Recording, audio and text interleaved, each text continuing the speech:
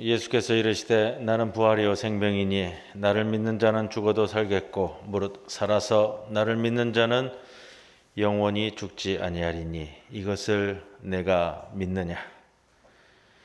찬양과 영광을 받으실 주님, 부활의 감격이 아직도 생생하게 살아있는 부활절 두 번째 주일에 저희들을 예배의 자리로 불러주시니 감사드리옵니다. 부활하신 몸으로 찾아오셔서 사도들에게 보이시고 도마에게 보이시며 성도들에게도 보이신 것과 같이 주님, 오늘 예배하는 저희들에게도 찾아오셔서 영광의 몸을 보여주시옵소서.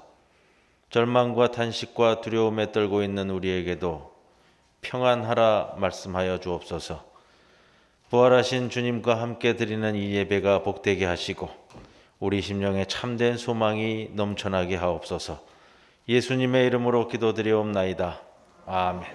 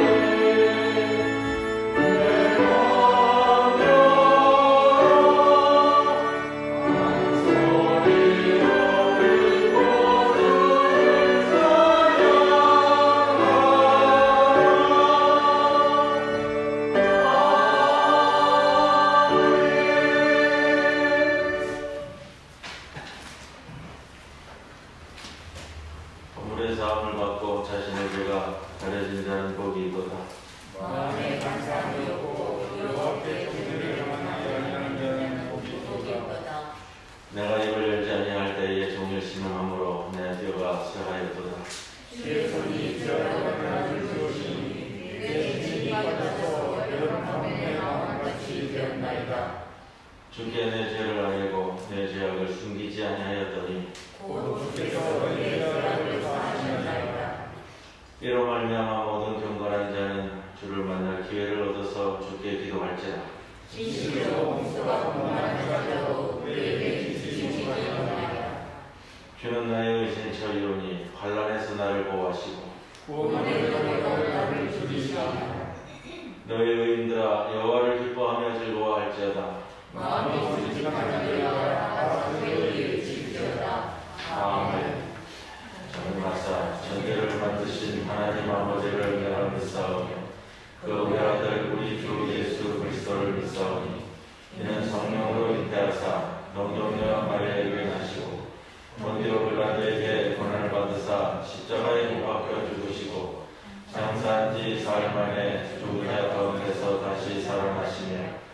대로로서 전능하신 하나님 우편에 앉아 계시다가 죄로서 산자와 죽은 자를 심판하러 오시리라.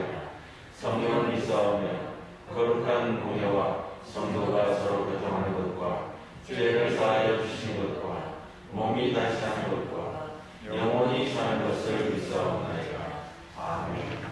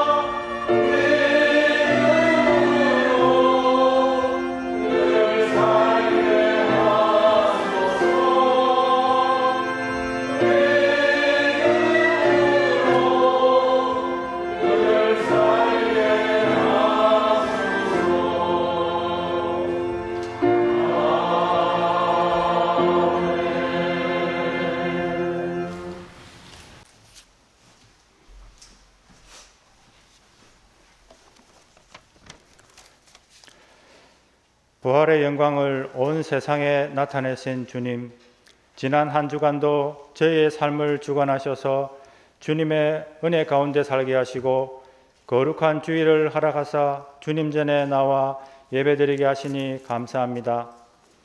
이 시간 온 마음과 정성을 다해 예배를 드리오니 저희의 예배를 기쁘게 받아 주시옵소서. 사랑의 주님, 세상 유혹에 쉽게 이끌렸던 지난 한 주간의 삶을 돌이켜봅니다.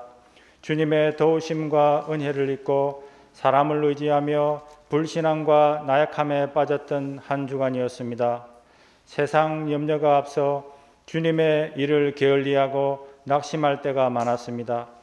연약하고 무지한 저희의 심령을 불쌍히 여기시고 크신 은혜를 베푸사 용서하여 주시옵소서. 이제는 부활 신앙에서 흔들리지 않고 고난이 있을지라도 다시 살리시고 회복케 하시는 주님의 능력을 믿고 인내함으로 담대하게 이기게 하시옵소서. 살아계신 능력의 주님, 주님의 영광을 위해 창조된 저희는 주님 안에서만 살 수 있으며 주님 안에서만 안식이 있는 줄 고백합니다. 자신만을 생각하는 이기심으로 주님의 일을 회피하거나 몸과 마음의 연약함으로 주님의 뜻을 행하지 못하는 일이 없게 하시고 참 빛이 되시는 주님만을 따라감으로 형통하고 평안한 길을 보게 하시옵소서. 주님을 본받아 하나님 아버지를 간절히 찾는 저희들 되게 하시고 정직한 성실함을 동반한 철저한 신앙 고백이 삶 속에 깊이 나타나게 하시옵소서. 은혜가 풍성하신 하나님 아버지, 코로나19로 수많은 생명이 죽음에 이르고 온 세계가 어려움과 혼란에 빠져 있습니다. 특히 저희 나라는 코로나 확진자 수가 계속 증가하는 추세에 있으며 4차 대유행의 갈림길에서 직면해 있습니다. 코로나로 인해 가족을 잃고 슬픔 속에 있는 유가족들과 코로나로 인해 고통당하는 모든 자들을 하나님께서 깊이 위로하시고 치유해 주시기를 바라옵고 원합니다. 1년이 넘도록 현장에서 수고하는 방역 당국과 의료진 및 봉사자들의 건강을 지켜주시고 지치지 않게 도와주시옵소서. 진행 중에 있는 백신 예방 접종이 차질 없이 잘 이루어지고 완전한 치료제가 하루빨리 개발되어서 평온한 일상이 회복되게 하여 주시옵소서. 모든 것이 합력하여 선을 이루게 하시는 하나님 아버지께서 이 시기를 통해서 아버지께서 만드신 모든 피조물들이 창조 질서를 따라 올바른 방향으로 존재와 삶의 방향을 바꾸는 기회가 되게 이끌어 주시옵소서. 교회의 머리 되신 하나님 아버지, 저희 부산 중부교회가 하나님 앞에 귀히 쓰이는 교회가 되게 하시며 앞으로도 세상에 하나님의 영광을 드러내는 사명을 온전히 잘 감당하게 하시옵소서. 오늘의 말씀을 전하는 목사님과 함께 하셔서 어렵고 힘든 세상에서 바라볼 소망의 말씀을 허락해 주옵소서. 낙담과 실망이 소망과 기쁨으로 변하는 귀한 시간이 되기를 소원합니다. 육신이 연약하여 질병으로 인해 예배에 참석하지 못하는 성도님들을 기억하여 주옵소서. 주님께서 찾아가셔서 친히 그들을 위로해 주시고 고쳐주시기를 간절히 원합니다. 오늘도 찬양 및 영상 편집, 강단 미화 등으로 예배를 위해 수고하시는 분들과 보이지 않는 곳에서 교회를 돌보는 손길들 위해 함께하여 주셔서 은혜 내려 주시옵소서. 이 모든 말씀을 우리를 죄에서 구원하신 예수 그리스도 이름으로 기도드립니다. 아멘.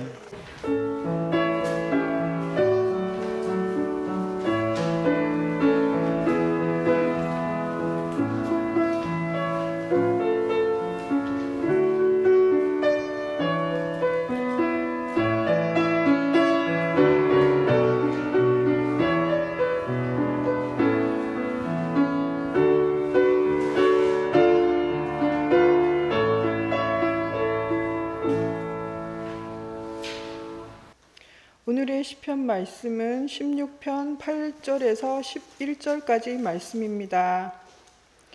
내가 여호와를 항상 내 앞에 모시며 그가 나의 오른쪽에 계심으로 내가 흔들리지 아니하리로다. 이러므로 나의 마음이 기쁘고 나의 영도 즐거워하며 내 육체도 안전히 살리니 이는 주께서 내 영혼을 수월에 버리지 아니하시며 주의 거룩한 자를 멸망시키지 않으실 것임이니이다. 주께서 생명의 길을 내게 보이시리니 주의 앞에는 충만한 기쁨이 있고 주의 오른쪽에는 영원한 즐거움이 있나이다. 이는 주님의 말씀입니다.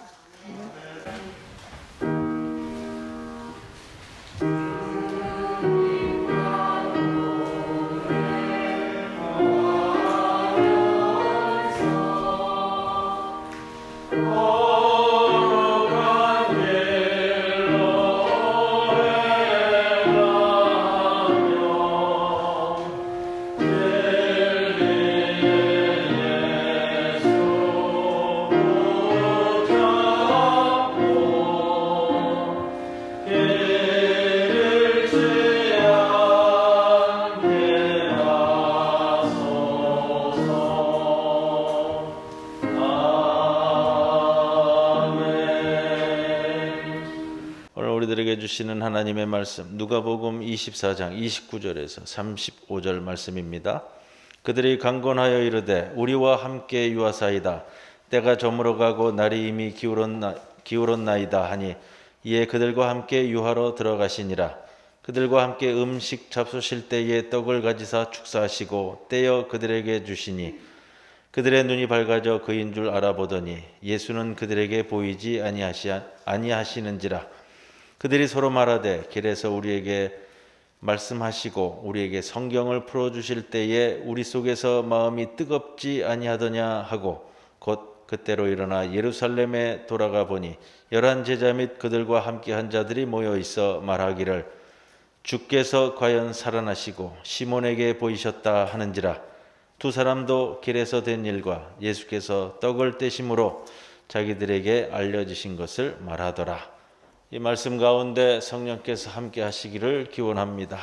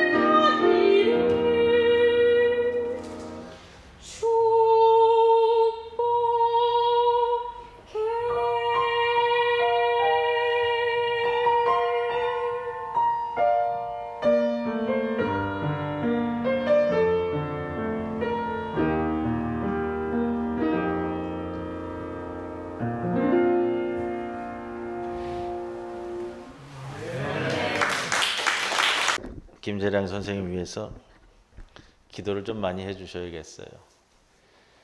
성가대 지휘자로 왔는데 성가대는 지금 모이지도 못하고 솔리스트로 지금 계속 활동을 합니다. 좋습니다만 또 자기에게 맡겨진 직임이 있었고, 또 우리 조장로님 입원이 좀 오래되시네요. 그래서 권설이 권사님도 못 내려오고 계셔서 조금 숨을 돌릴 여유도 없이 매주 우리들에게 귀한 찬송을 들려주고 있습니다. 우리 성도 여러분들 잊지 마시고 꼭 기도해 주시기 바랍니다. 지난주에 우리가 부활절을 맞았습니다. 부활이 우리에게 무엇일까요? 이거는 우리 그리스도인들이 늘 가슴에 품고 있어야 할 큰 질문입니다. 부활절을 맞은 우리는 어떻게 살아야 할까요? 부활절은 매년 3월 말에서 4월 초 중순까지 되면서 부활절을 맞이합니다. 우리의 깊은 묵상이 필요한 부분이고요. 왜냐하면 부활은 우리 그리스도인들에게 가장 큰 이슈이자 또 우리의 삶을 가늠할 시금석이 됩니다. 부활절을 맞이하기 전에 사순절 여정을 지내왔습니다. 6주간의 사순절 여정을 지내오면서 사순절 고난주간 마지막 십자가상의 죽음까지 이어져 왔습니다. 그러면서 예수님 사순절 여정, 고난주간의 여정의 마지막이 뭐죠? 십자가상의 죽음이라고 하시면 안 되고요. 그 여정의 마지막은 부활이죠. 마지막은 부활입니다. 그리고 40일 후에 승천까지 이어질 겁니다. 어쨌든 마지막 결론이 어떻게 나느냐 하는 것은 매우 중요한데, 우리 주님께서 순환과 멸시와 조롱과 천대 속에 십자가상의 죽으심이 그 죽음만으로 그냥 끝나는 것이 아니라 그 결론은 부활이었다. 주님의 마지막이 부활이, 그런데 저와 여러분에게는 무엇이 될까? 그 부활이 저와 여러분들에게도 예수님과 마찬가지로 마지막 아니고 우리에게는 뭐죠? 우리에게는 시작입니다. 오늘 그거 하나만 붙들고 가시면 돼요. 주님의 부활이 주님에게는 마지막이고 결론이라고 이야기할 수 있겠지만 우리에게는 새로운 시작이다. 그렇게 부활은 새로운 시작이어야만 합니다. 그래야 그리스도인으로서 이 자리에 우리가 앉아 있는 겁니다. 그리스도인이 되어서 살아가는 삶을 거듭남이라고 얘기하죠. 요즘은 이런 표현 잘 안 쓰는 것 같은데, 거듭남, 중생 이런 단어를 요즘 잘 많이 사용 안 합니다만, 이 거듭남은 어디서 시작되느냐? 부활로부터 시작이 되어진다. 우리가 교회 와서 예수 믿고 나면 세례를 받습니다. 세례의 원형은 세례 요한에서 보듯이 침례잖아요. 침례. 우리가 상징적으로 머리 위에 물을 뿌리는 것으로 세례를 대신하지만 요단강에 푹 잠겼다가 나오는 것이 침례입니다. 완전히 잠기는 거죠. 물속에 들어가는 것은 죽는 것이고 나오는 것은 새로 살아나는 겁니다. 이 세례의 의미가 거기에 있어요. 한 20년 전인가요? 제가 아프리카 케냐에 가 있을 때 침례교 목사님이 마사이 부족을 대상으로 해서 침례 주는 거에 동참한 적이 있어요. 그 부시 에어리잖아요. 그러니까 뭐 사막 지역인데 우리가 생각하는 그런 모래사막 아니고요.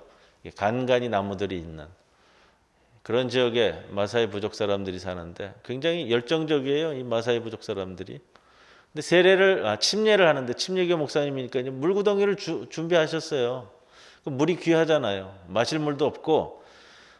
근데 재밌는 건 뭐냐면 이 마사이 부족은 이 평생을 살면서 목욕을 한 번도 하지 않아요. 왜냐면 뭐 씻을 일도 없고, 씻을 물도 없고, 씻을 필요도 없고, 그 안 씻는 이유가 그다음에 뭐 이렇게 우리 그 다큐멘터리에 보면은 뻘건 진흙을 바르고 약초를 바르고 그러는 거는 이 태양으로부터 피부를 보호하고 독충으로부터 보호하기 위해서 그런 걸 바른단 말이에요. 왜? 우리처럼 그냥 이렇게 늘 씻고 샤워하면서 깨끗하게 있으면은 벌레들이 달려드는데 소똥으로 집 짓죠? 우리는 미개하다 그러는데 그게 아니에요. 이 뭐 전갈과 독충으로부터 보호하기 위해서 소똥으로 이 집을 지어서 돌아오지 않죠. 뱀들이 오지 않게, 독충들이 전갈이 오지 않게 하는 삶의 지혜예요. 평생 한번 목욕 한번 한 적이 없는 사람들을 이 물속에 잠그니까 난리가 나더래, 난리가. 그 장면에 뭐 미안한 마음도 있지만 그러나 또 열정적으로 참여합니다. 물속에 푹 담궜다가 평생 처음이에요. 앞으로도 없을 거예요. 아마 그분들에게는. 나오는데 아주 화들짝 놀라지만 우리가 그 의미 그대로 물속에 잠길 때에 죽고 물속에서 나올 때에 새로 삶을 얻는다라는 그 의미를 잘 나타내주는 그런 침례식이었다라는 생각이 듭니다. 부활은 예수님에게는 고난과 시련과 죽으심의 마지막 결론이지만 그 예수님의 부활이 우리에게 오면 그 부활은 시작이 되는 겁니다. 부활이 우리 삶에 들어왔을 때 죽음을 두려워하지 않는 삶이 되고, 왜죠? 한 번 죽었다 일어난 사람은 죽음이 두렵지 않아요. 그렇기 때문에 이 침례의 의미가, 우리가 뭐 예전에 그런 거 많이 했었잖아요. 뭐 수련회 가면 관을 짜놓고 관에 들어가서 자기 삶과 죽음을 생각해보고 유서도 쓰고 이런 것들 많이 했었는데, 한 번 죽었던 사람은 죽음이 다시 오더라도 두렵지 않아요. 그러나 죽어보지 않은 사람은 이 죽음이 두려운 거예요. 그 부활이 하나님 앞에서 능력 있는 삶으로 다시 살게 하고 그 부활이 우리를 새롭게 만드는 역사가 있는 겁니다. 그래서 신약 성경에 기록된 많은 인물들이 부활 전과 부활 후에 자신의 새로운 삶에 대해서 그렇게 기록하고 있는 거고요. 가장 대표적인 인물이 우리 사도 바울을 이야기하잖아요. 기원 전과 기원 후를 뭐 영어 표현으로 BC와 AD로 나눕니다. BC는 뭔지 아시죠?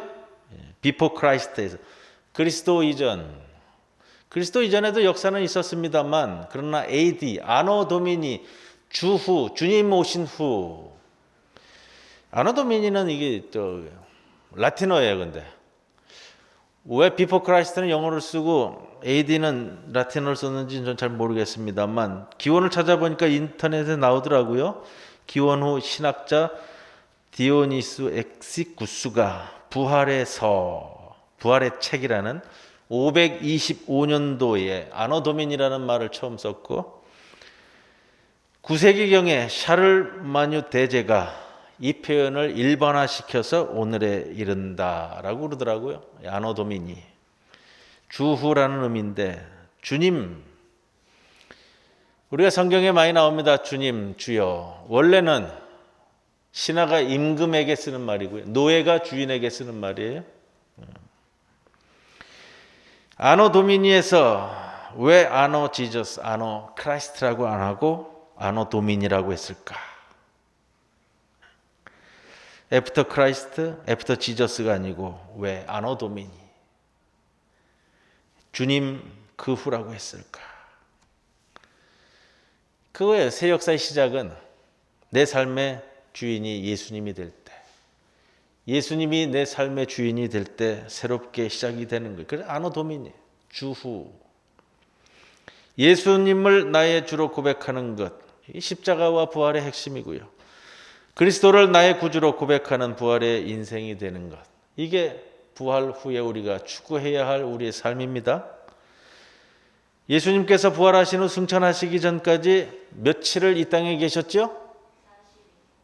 40일 계셨죠? 40일 이 땅에 계셨는데 물리적 숫자가 중요한 것은 아닙니다. 항상 상징적인 표현이 나오기 때문에 모세가 십계명을 받을 때 시내산에서 40일을 있었고요. 출애굽해서 40년을 광야에서 헤맸고요. 우리 주님께서도 공생의 시작 전에 금식하시며 광야에서 40일간을 기도하셨어요. 상징적인 표현이다 우리가 알 수 있고요. 이제 부활하셔서 40일 동안 이 땅에 계셨다고요. 새로운 사역과 역사를 시작할 때는 이 40일 기간을 성경에서 자주 사용하는 걸 봅니다. 왜 바로 안 올라가시고, 왜 바로 승천 안 하시고 40일간이나 이 땅에 계셨을까? 왜 계셨을까요? 사도행전 1장에서 사도행전 저자가 이렇게 기록합니다. 사도행전 저자는 누가복음서 기자와 동일한 인물로 인정받는 사람이에요. 1장 2절에 보면 승천하신 날까지의 일을 기록하였느니라. 3절에 그가 고난 받으신 후에 또한 그들에게 확실한 많은 증거로 친히 살아계심을 나타내사 40일 동안 그들에게 보이시며 친히 보이시며 이렇게 되죠. 친히 살아계심을 나타내사 40일 동안 그들에게 보이셨다. 왜 40일간이나 승천 안 하시고 계셨을까요? 목적은 하나예요. 내가 살아있다는 걸 나타내 보이셔야 됐어. 왜 그렇죠? 왜 보이셨어요? 안 믿으니까. 부활 사건을 안 믿으니까. 친히 살아계심을 나타내셔야 했단 말이에요. 고린도전서 15장의 사도 바울이 그 40일 기간 중에 예수님의 부활을 목격한 이들의 목록, 명단을 내보였어요. 15장 4절에 장사 지내신 바 되었다가 성경대로 사흘 만에 다시 살아나사 게바에게 보이시고 12제자에게 보이시고 6절에 보면 중요한 표현이에요. 그 후에 500여 형제에게 일시 보이시고 500명에게 한꺼번에 보이셨다. 어떻게 그랬을까 궁금하기도 하지만 사도행전 기자는 그렇게 적고 있습니다. 그 후에 야고보에게 보이시고 그 후에 모든 사도에게와 그리고 만삭되지 못하여 난 자 같은 내게도 보이시고. 사도 바울의 핵심만 이야기하지만 지금 여기 요 리스트대로 요 명단 요 목록대로만 예수님의 부활을 보이셨을까? 부활 사건에 있어서 언어적 표현에 굉장히 중요한 게 있다고 제가 거듭 말씀드리는데 보이시고 나타내시고 현재 완료 수동태예요. 전부 다. 과거의 한 사건으로만 나타나는 거 아니에요. 사도 바울은 예수님을 못 봤어요. 다메섹 도상에서 본 거? 글쎄요. 자, 나타내 보이셨다라는 현재 완료 수동태는 나타내 보이셔 지금까지 왔다. 과거부터 지금까지 계속해서 부활 사건은 그렇게 기록을 하고 있다고요.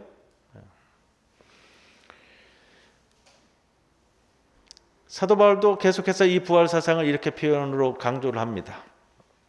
언제 어디인지는 모르지만 이게 부활 사건이 보통 사건이 아닌데 예수님의 부활은 온 세상을 시끄럽게 했을 거예요.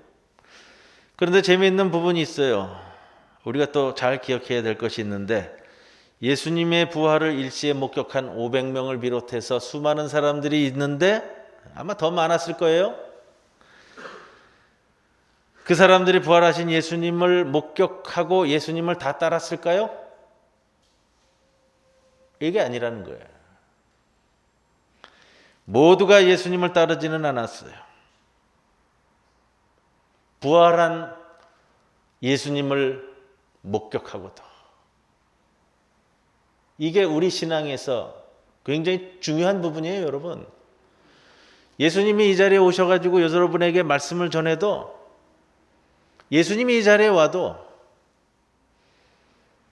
안 믿을 사람은 안 믿는다고요. 믿을 사람은 어떠한 상황에서도 믿고요. 안 믿을 사람은 여기 예수님이 재림하셔서 여러분에게 말씀을 전해도 안 들을 사람은 안 들어요. 이 당시에 그랬잖아요.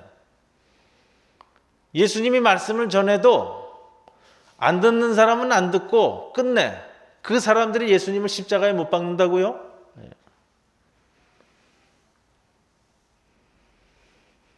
예수님께서 부활하신 모습을 40일간이나 그렇게 많은 사건과 사람들에게 보이셨는데 그리고 승천하시면서 내가 약속한 것을 예루살렘에서 기다리라고 할 때 예수님의 부활과 승천을 목격한 그 수많은 사람들 가운데 마가의 다락방에 가서 그 약속의 말씀을 붙들고 기도하면서 기다린 사람은 120명이라고 전합니다. 예수님의 부활 사건을 목격한 사람 중에 120명만이 순종했다. 예수님의 부활을 직접 목격하고도 믿지 않고 따르지 않는 사람들은 영원히 믿지 않고 영원히 따르지 않을 뿐이에요. 반면에 고린도전서 15장 7절 마지막에 다루면서 대표적으로 그의 동생 야고보에게 보이셨다를 추가하고 있어요. 그의 동생은 누구예요? 예수님의 제자 야고보가 아니라 예수님의 동생 야고보예요. 혈육의 동생. 예수님 공생의 기간 중에서 예수님의 혈육들은 예수님의 제자가 되지는 않았어요. 그렇죠? 우리도 그렇잖아요. 내 가족, 내 친척들 전도하기가 제일 어렵다고. 아시잖아요.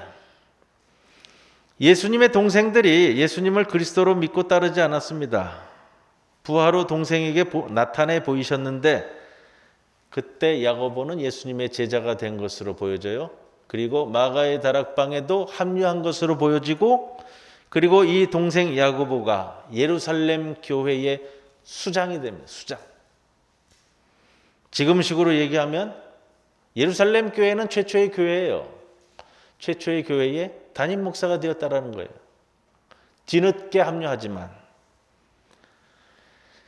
베드로와 사도들은 뭐 복음을 전하러 이제 나가는 거고요. 그리고 야고보서라는 성경을 기록을 하는데 이거는 믿음보다 행위를 강조하는 성경입니다. 주님은 40일 동안 나타내시고 보이시고 만지게 하시고 믿게 하셨습니다. 왜죠? 예수님의 부활이 앞으로 교회와 우리 삶의 새로운 근거가 되기 때문입니다. 40일 동안 예수님께서 반복해서 제자들에게 나타내시고 부활의 믿음이 없이는 세상을 이길 수 없기 때문에 반복해서 보이시고, 믿다라는 영어는 believe라고 그래요. believe. 언어학자가 얘기하는데 believe의 be는 강조형이고요. lieve는 love의 변형이라고 그래요. 믿다라는 것은 강하게 사랑한다라는 것이다. 예수님은 죽고 끝나신 예수님이 아니라 나타나 보이신 예수님. 예수님께서 부활하신 후 처음 나타내 보이시는 사건이 오늘 본문에 누가복음에서는 24장의 구절이에요. 지난주는 부활절 때 빈 무덤에서의 여인들, 제가 마가복음서를 주제로 말씀을 드렸고요. 오늘은 누가복음인데 동일한 사건을 다루고 있어요. 조금 다르지만 지난주 새벽에 부활하신 안식 후 첫날 새벽 24장 1절에 그렇게 다루죠. 10절에 보시면 등장한 인물들이 막달라 마리아와 요한나와 야고보의 모친 마리아와 한 다른 여자들, 그리고 10절에 보면 베드로까지 무덤에 찾아와 예수님을 찾는 장면이 기록되어 있습니다. 지난주 우리가 나눈 말씀인 마가복음에서는 무덤 가운데에 한 청년이 있었다라고 하는데 누가복음에 와서는 찬란한 옷을 입은 두 사람을 등장시켜서 예수님의 부활 사건을 증거하고 있습니다. 이 내용이 1절로부터 12절까지예요. 12절을 할애해서 빈 무덤에서의 사건을 증거합니다. 그리고 13절로부터는 뭐가 시작이 되냐면 엠마오로 가는 두 제자에게 나타난 사건을 우리들에게 전해줍니다. 35절까지 13절로부터 35절까지 23절을 할애했어요.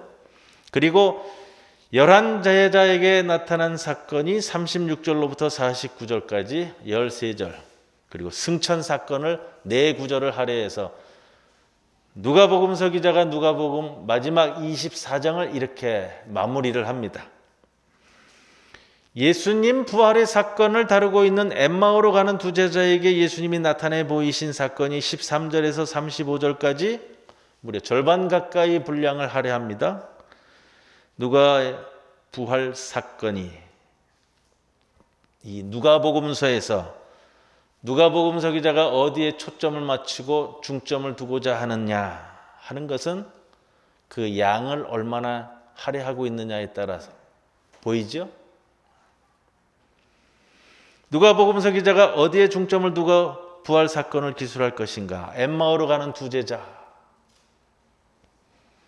이름도 한 사람밖에 나오지 않아요? 한 사람 이름은 글로바라 하는 자. 글로바는 누구죠? 모르죠. 여기 한 분밖에 안 나오니까. 한 사람은 이름도 나오지도 않아요. 왜 이 제자들이 엠마오로 돌아갈까요? 고향이었을 거예요. 고향. 그런데 왜 예루살렘에 올라갔죠? 예수님이 계시니까.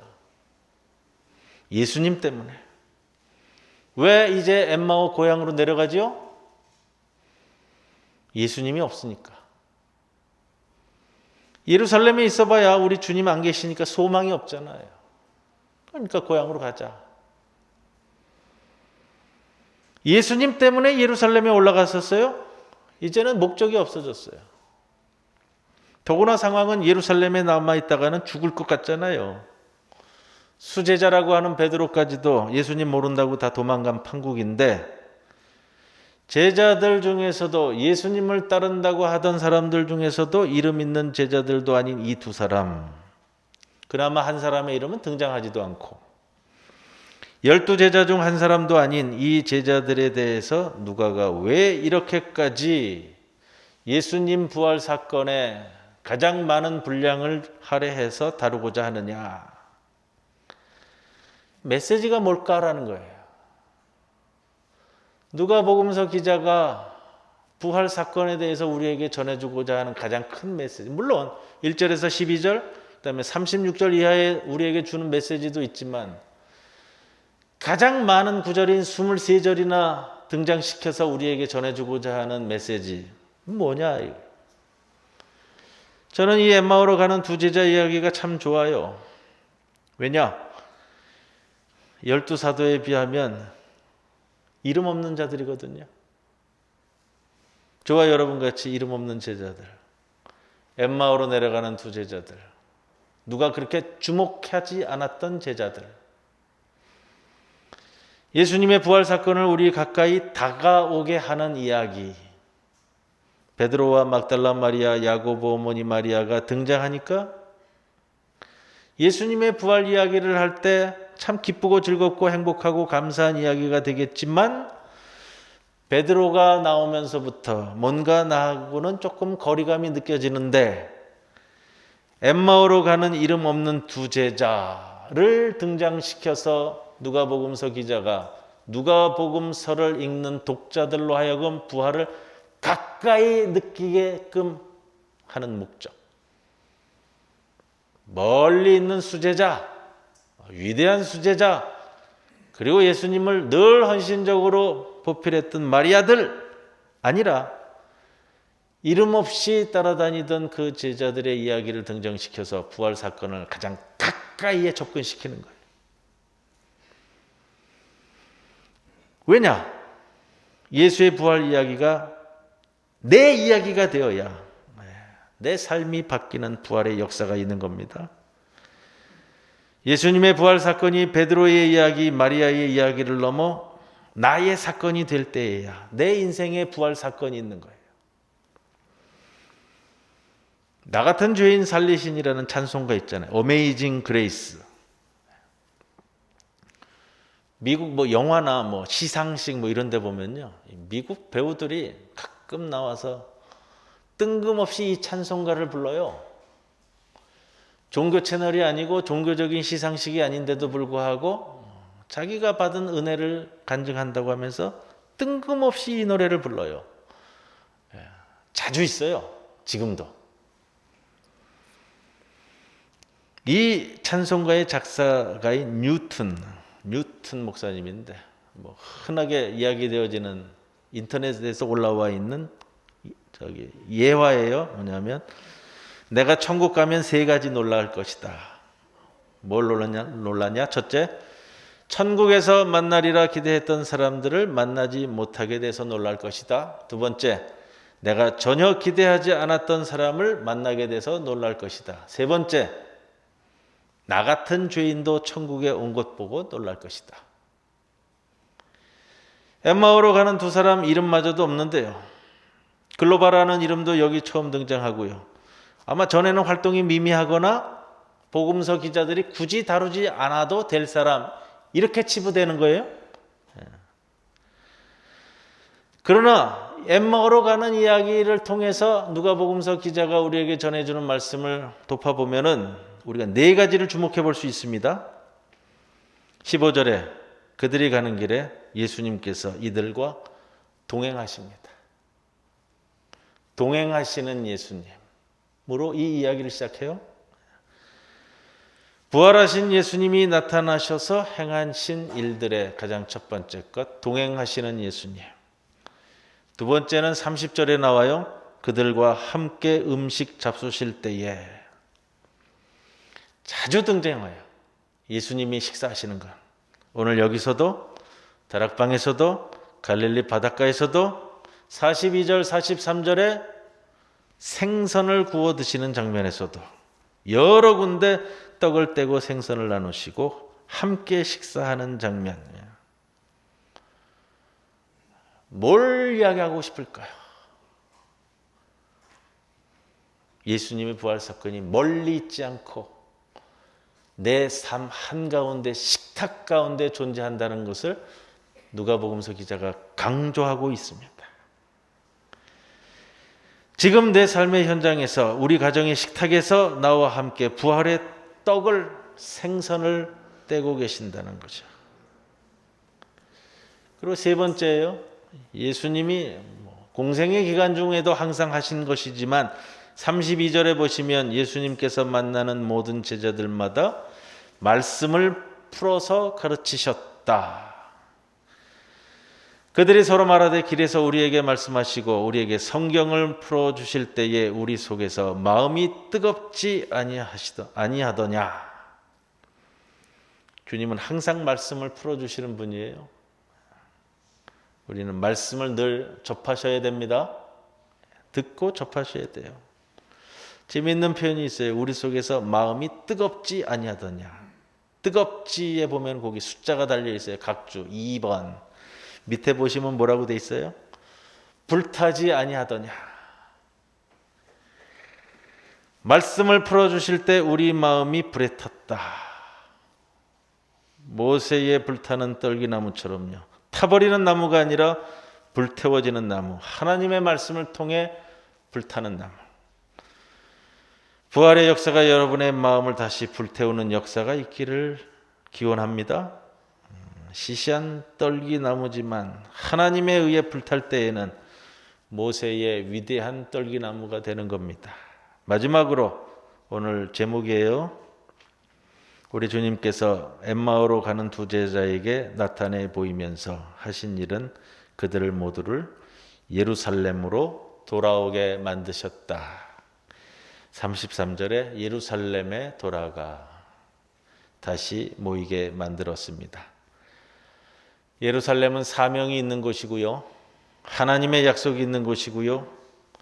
환난과 고난이 있는 곳이지만 이 두 제자뿐만 아니라 부활하신 예수님을 만난 제자들의 공통점은 예루살렘에 다시 모이는 겁니다.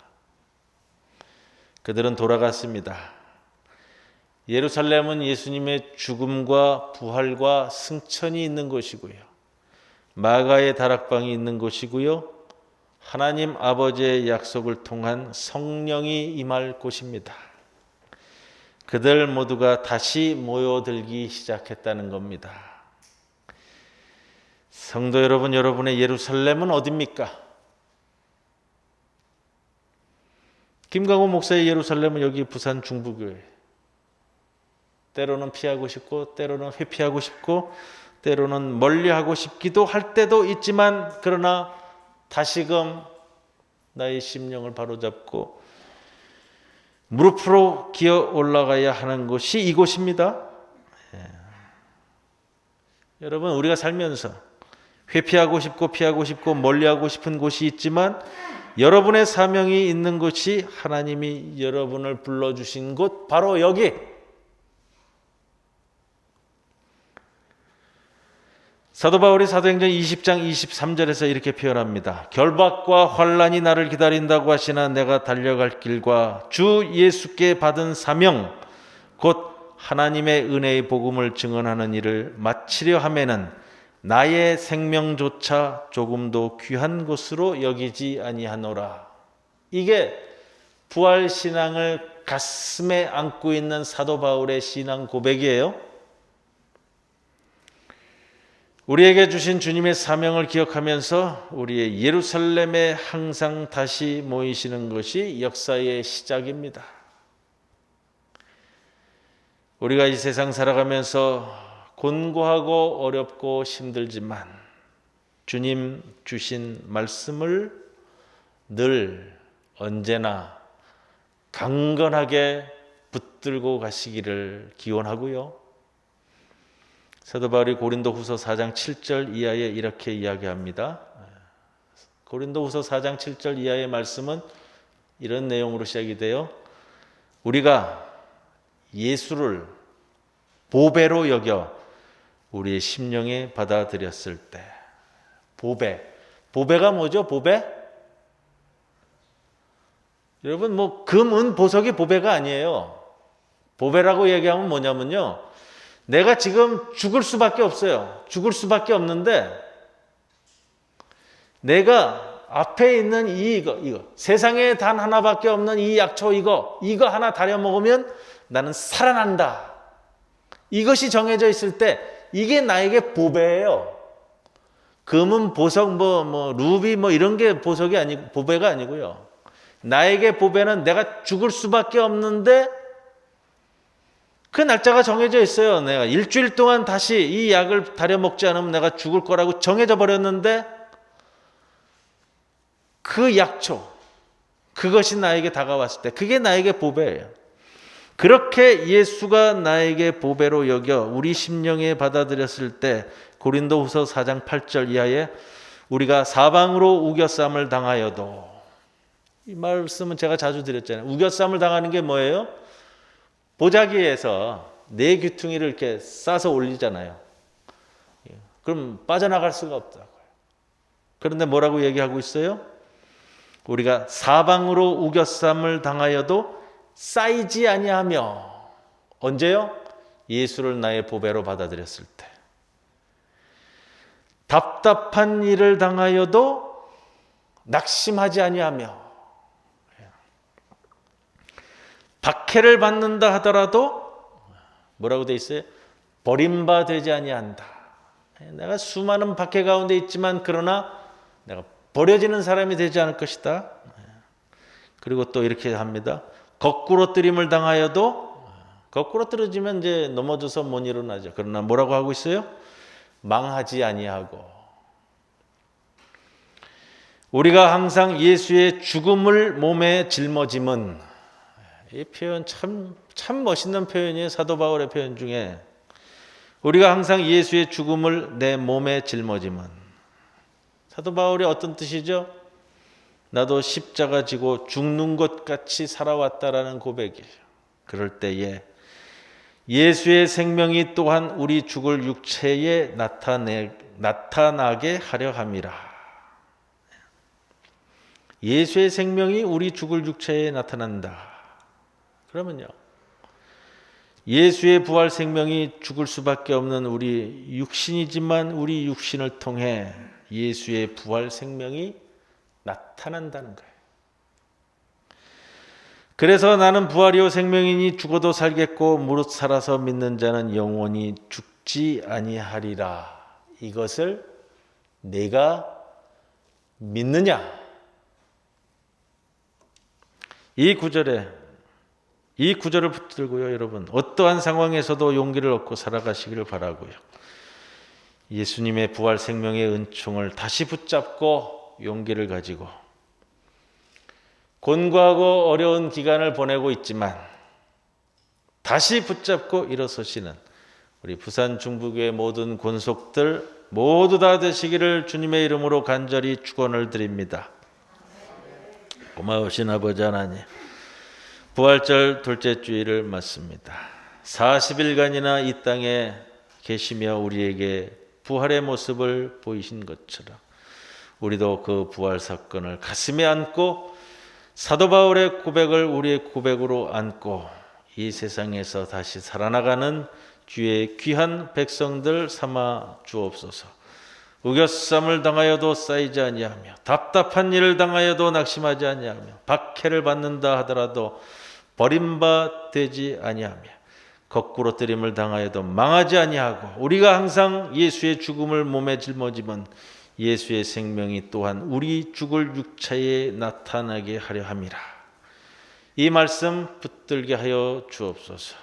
어떠한 곤고함 가운데서도 주님만을 바라보며 새 생명의 은총을 누리며 살아가는 부산 중부교회 모든 성도들 되게 하옵소서.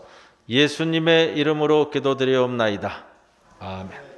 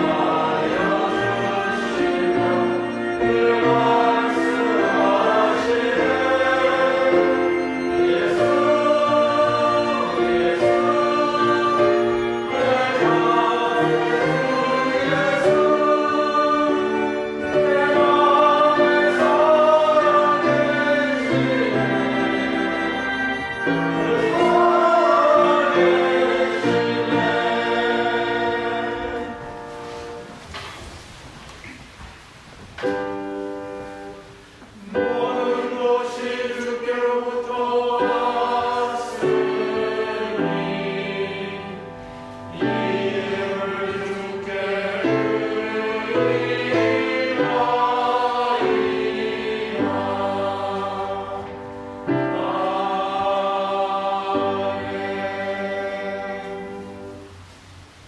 이제 모두 일어서셔서 우리 패회성 53장 찬송 드립니다.